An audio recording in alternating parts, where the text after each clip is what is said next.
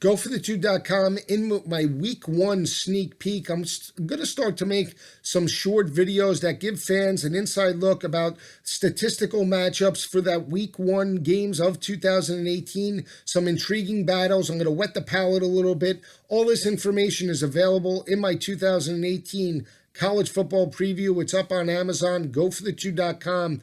Power 5 preview. You can pick it up in either paperback or ebook. Check it out today. Jam-packed with stats from the Vegas perspective and stats that matter. Gives you an inside look into the strengths and weaknesses of your favorite Power 5 team for the upcoming year. And we'll see if those trends continue in the early part of the season. We'll take a look at the week one matchup between defending national champion Alabama and Nick Saban going up against Bobby Petrino in Louisville. This is a very intriguing ACC-SEC battle. When you look at Nick Saban overall against ACC opponents over the last 8 matchups, Nick Saban is 7-1 against the ACC. So we'll see how it plays out. Alabama has not lost a week one matchup since 2001. They've won 16 straight games. Last loss came in Tuscaloosa against UCLA, but they've won those week one battles by 24.8 points per game. When you look at Alabama over the last couple of years, they've dominated the SEC. They're 17-1 against SEC opponents and have won those games by 26.3 points per game.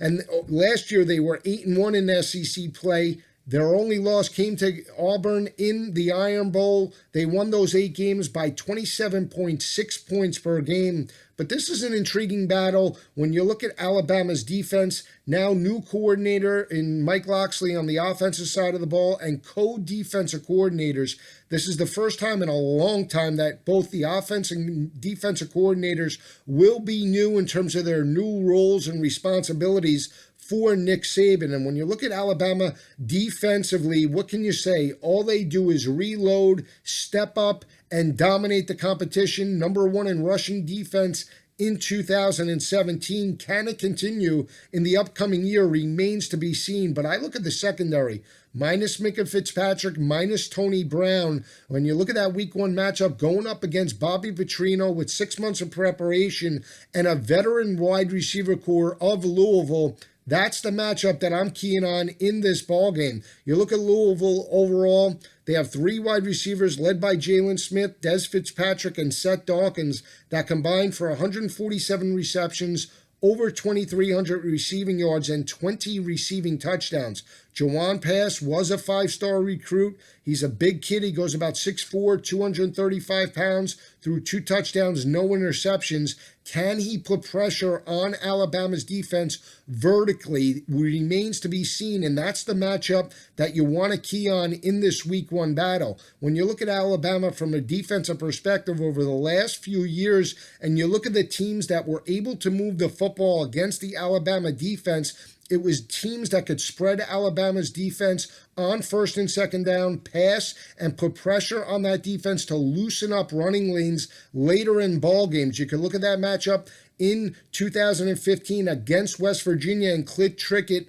Kevin White and that offense were able to stretch that defense. West Virginia was in that ball game from start to finish. They lost that matchup by 10 points. You look at a team in Ole Miss and Chad Kelly in Tuscaloosa. Wide receivers that could stretch the defense vertically, pass on first and second down to open up running lanes later in that ball game. You look at a team in Texas A&M, same type of methodology. Christian Kirk had success in Tuscaloosa 2 years ago. They had the lead with about 5 minutes left in Tuscaloosa, 14-13 over Alabama. Defensively, they wore down in the fourth quarter.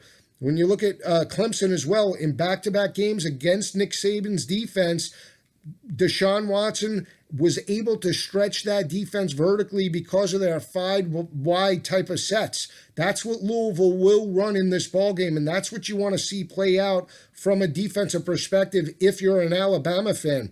When you look at new coordinators as well, I understand the coordinators were on staff. They understand the talent, but it's a different animal when you're a position coach and you have to make the step up to becoming an offensive or a defensive coordinator. New coordinators have to understand how that talent responds in game situations. They have to call a game plan around that talent. And more importantly, the new coordinators might be more or less aggressive than their predecessors. So that's what you want to see play out in week number 1. Can Mike Locksley handle the pressure? Can those defensive co-coordinators really gel and find cohesiveness against a Bobby Petrino offense with 6 months of preparation? Remains to be seen in that week 1 battle.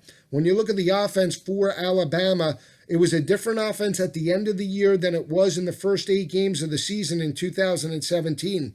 Alabama in the first 8 games rushed for 298 yards per game. They won those 8 games by 33.3 points per game. Over the last 6 games of the year, even though Alabama won the national championship, minus the dominating home win over Mercer, the offense only rushed for 170 yards per game. They won those 4 games against FBS opponents by 10.5 points per game. So even though they won the national championship, they were a different offense at the end of the season. That's going to put pressure on either Jalen Hurts or Tagovailoa, whoever wins the starting role in fall camp.